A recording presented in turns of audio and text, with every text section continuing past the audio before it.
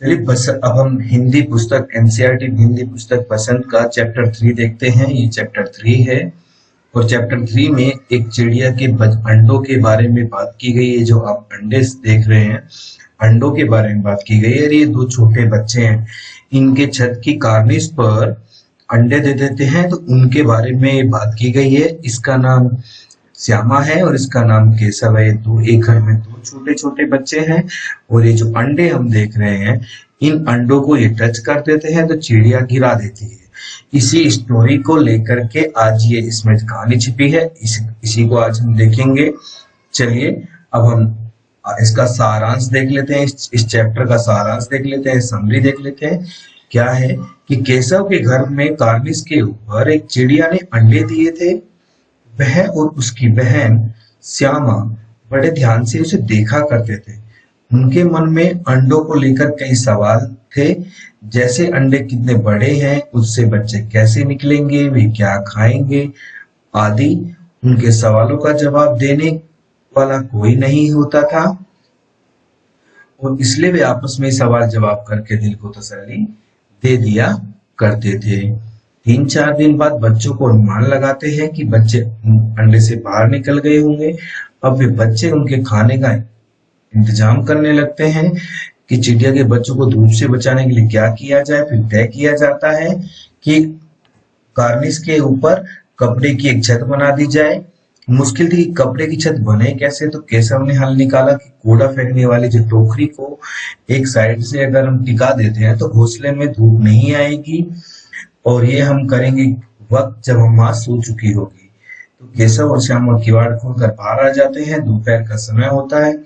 अब केशव नहाने की चौकी पर स्टूल रखकर चढ़ जाता है, नीचे श्यामा उसे पकड़े रहती है। तो कार्निस हाथ रखते दोनों चिड़िया उड़ जाती है और केशव वहां पर उन तिनकों से अंडे पड़े हैं वो देखता है और कपड़ा मंगाकर उन्हें अंडों के नीचे बिछा दिया और टोकरी को टहनी पर टिकाकर छाया कर दी। अब श्यामा भी ऊपर अंडों को देखने की जिद कर रही होती है, परंतु केशव उसे प्याली से दाना पानी मंगाकर कार्निस पर रख के नीचे उतर आता है।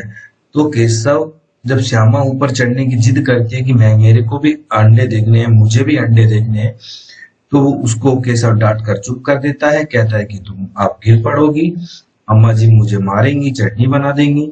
दोनों झगड़ाई कर रहे, तभी अम्मा जी बाहर निकल जाती हैं और धूप से बाहर निकलने पर उन्हें डांटने लगती हैं और उन्हें अंदर लाकर सुला देती है।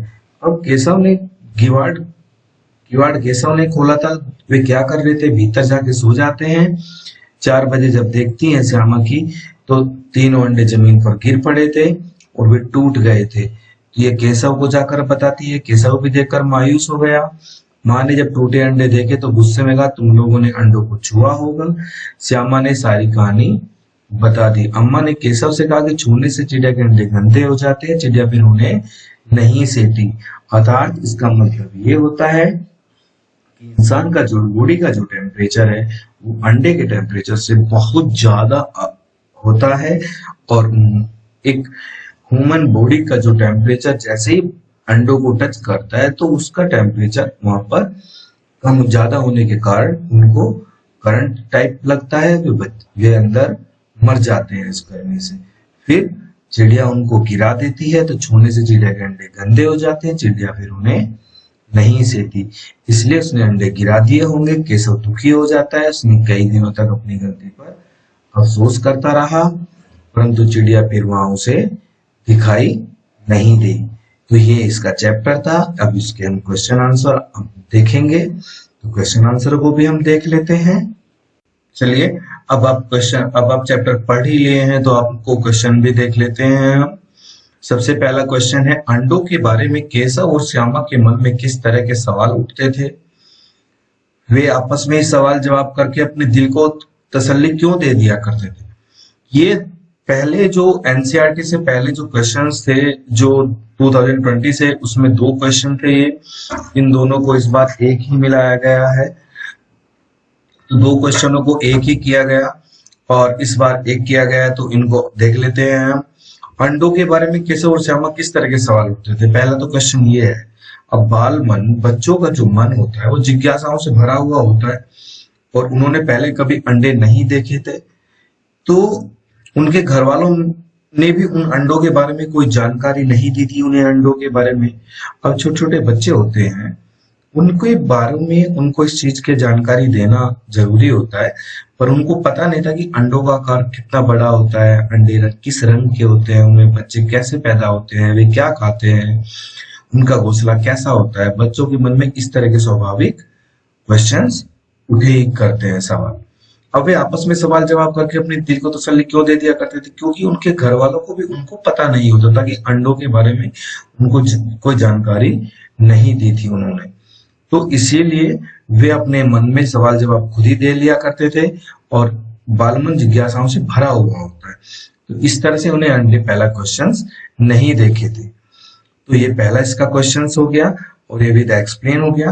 अब सेकंड क्वेश्चन देख लेते हैं हम कि केशव ने श्यामा से चीथड़े, टोकरी और दाना पानी मंगा कर कार्निस पर क्यों रखे थे? कार्निस कहते हैं कि एक प्रकार की तो दीवार पर थोड़ा सा ऊंचाई पर एक पैडी बना दी जाती है, तो उसको कार्निस बोल देते हैं। कार्निस थोड़ा ऊंचा होता है, उस पर चिड़िया के अंडे थे। चिड़िया ने अपना घोंसला बनाया हुआ था और वहां पर केशव और श्यामा ने सोचा कि अंडों से बच्चे निकल आए होंगे। उन्हें धूप से बचाने के लिए बच्चे छोटे होते हैं, बालमन बच्चों का होता है, वे प्यार से उनको बचाने के लिए छत बनाना चाहते थे, इसलिए टोकरी मंगाई उन्होंने ऐसे करके। और फिर चित्रों से उनके लिए गद्दी भी बनाई कि उनको तिनकों में जोर पड़ता होगा, तो इसलिए उसने अंडे चित्रों से उनके लिए गद्दी बना दी।